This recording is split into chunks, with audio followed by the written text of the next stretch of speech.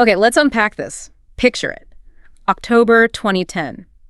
You're on the National Mall in Washington, D.C. There are over 215,000 people packed in, shoulder to shoulder. Huge crowd.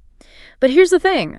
They weren't there for some big rock concert, and it wasn't really a protest, not in the usual way. They were all there to hear one guy speak, and that guy was Jon Stewart.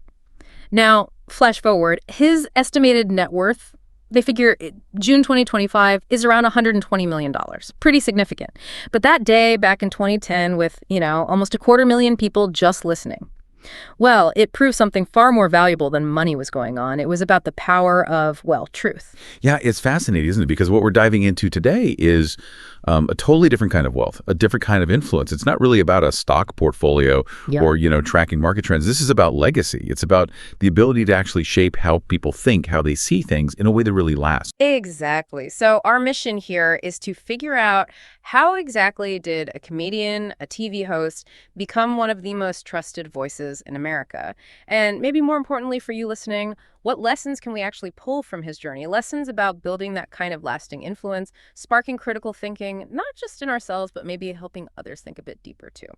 So let's start with that idea of wealth. It's easy to hear $120 million net worth for Jon Stewart and think, okay, typical investments, right? Maybe crypto or hedge funds, maybe he owns part of a sports team. But surprisingly, that's not really the main story of where that wealth came from. No, that's right. His real currency, the thing he truly traded in, was public trust. And that's often way harder to get, and frankly more valuable than just dollars. He built this over, a 20-year career, mostly talking about uncomfortable truths, things people maybe didn't want to hear, right there on national TV. Obviously hosting The Daily Show, 1999 to 2015, and then, his comeback in 2024, big impact. Sure, there were other income streams, book deals, HBO specials, things like that, but they all really grew out of that core credibility he'd earned. Yeah, and it seems really clear looking back that this trust wasn't just some happy accident. He wasn't chasing ratings purely for laughs. It feels like every punchline had a point. It was designed to cut deeper, right? Yeah. To get at things like media manipulation or political hypocrisy or just how checked out people can sometimes get. He seemed laser focused on earning trust, not just grabbing eyeballs to sell ads. Well, that really comes down to his core philosophy. Stewart famously said, and this quote gets repeated a lot, "I'm not interested in making people agree with me. I'm interested in making them think." So that wasn't just a nice thing to say. It meant he was essentially investing in consciousness, you could say, not companies. He was trying to build up a critical mindset in his audience.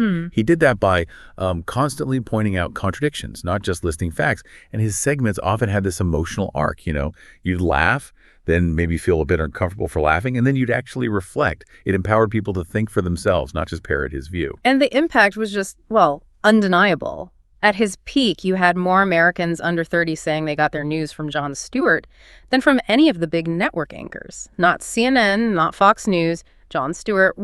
I think the sources nail it. He just felt realer. Right. So maybe the biggest return on investment in this kind of context isn't financial yield. It's when people actually believe you. That deep earned credibility, that's what really moves the needle. It lasts way longer than just grabbing attention for a moment. That idea, that belief and earned credibility are the real ROI. Pretty counterintuitive today, isn't it, when so much media is about clicks and going viral right now. So how did Stewart manage that? How did he build something so lasting? Not by shouting louder, but by going deeper. What was the trick to making satire smart and truth, while actually entertaining? It's amazing when you look at The Daily Show's evolution. I mean, it started off as this kind of quirky comedy bit, but it grew into this genuine cultural force. It really reshaped how Americans talked about politics. Think about it. During the Bush administration, viewership just exploded up over 242%. That wasn't just random. It was accountability, but, wrapped in humor, delivered night after night. And he wasn't just going after politicians, which is what you might expect. He took aim at the media itself. Remember the mid-2000s? Cable news often felt like, a shouting match. A lot of what people called partisan hackery, everyone talked about it, but it was Stewart, kind of surprisingly, who really landed a punch. That famous appearance on CNN's Crossfire in 2004 didn't just critique it, he basically dismantled the show's whole premise, called out the hackery to their faces, and a few months later, the show's canceled. Yeah, and that wasn't just a lucky shot. It came from a really sharp insight Stewart had. He said, if we amplify everything, we hear nothing. The press has a responsibility to filter, not fan the flames. That specific line actually ended up being discussed in journalism classes, Harvard, NYU, Columbia. So his work was kind of like crafting a civic education platform, but in disguise. Okay, so how do they do it? Day in, day out, what were the actual habits? He had this, 16-person writing team, and they weren't just scanning headlines for news beats. They were hunting for hypocrisy, for the contradictions, for those moments where what was being said just didn't match reality. Then they'd turn dense policy into punchlines, and then this seems key, turn those punchlines into actual perspective. Oh, a perfect example is how he handled the Patriot Act. That big surveillance law after 9/11. While a lot of news outlets were being very careful, maybe a bit timid, Stewart just cut through it. He compared it to a reality game show, a show where, quote, everyone loses privacy, but no one wins security. His routine was genius, really. First, make you laugh at the absurdity, then make you feel a little uneasy for laughing, and then, crucially, make you ask, wait, why was the truth being hidden or spun like this in the first place? I mean, that Patriot Act, but I still remember that. It stuck because it made you laugh, but then immediately made you think. Right. He said something like, satire is the weapon of the powerless unless it wakes the powerful.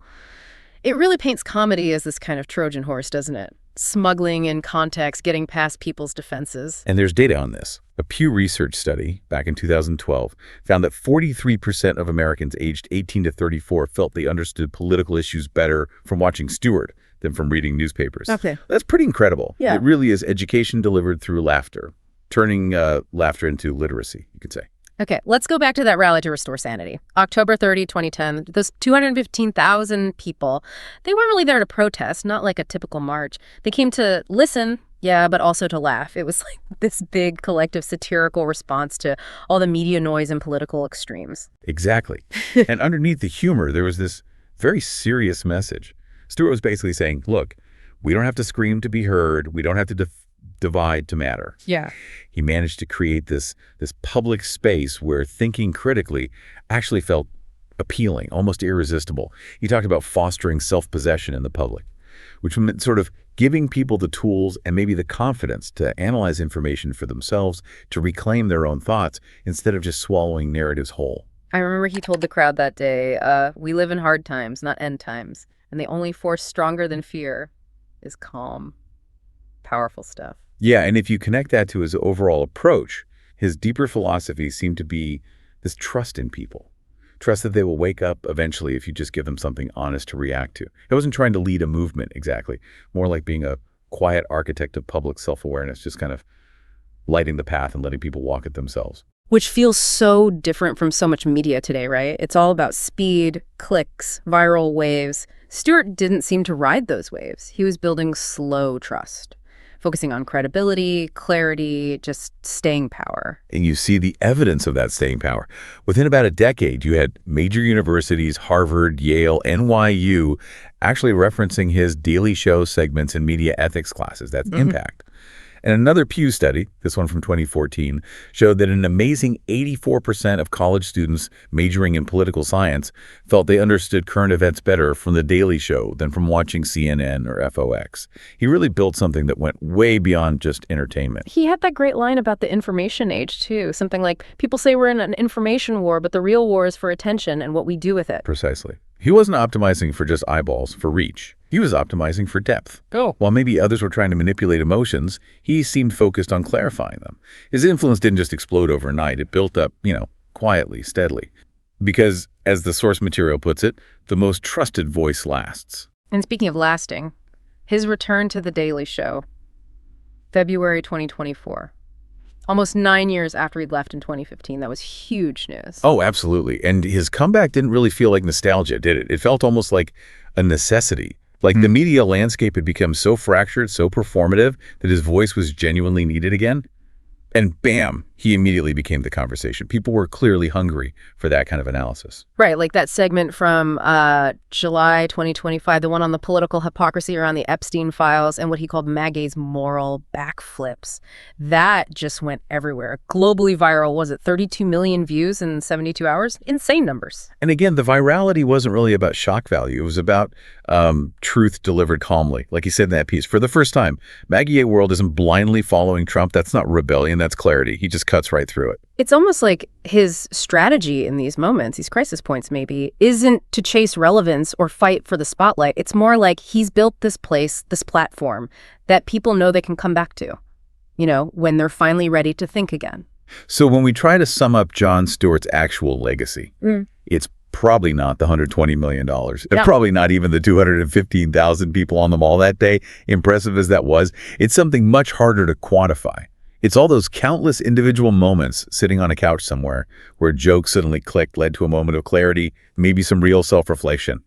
That's the real revolution, isn't it? It's internal. It's that pause, that little question that pops into your head that once it's there, you can't undo it.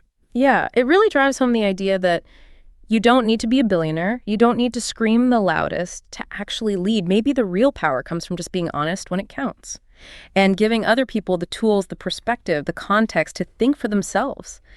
In this incredibly noisy world we live in, maybe the quietest minds, the ones asking the questions, are the ones we really need to hear the most. Which kind of leads to a final thought for you, the listener.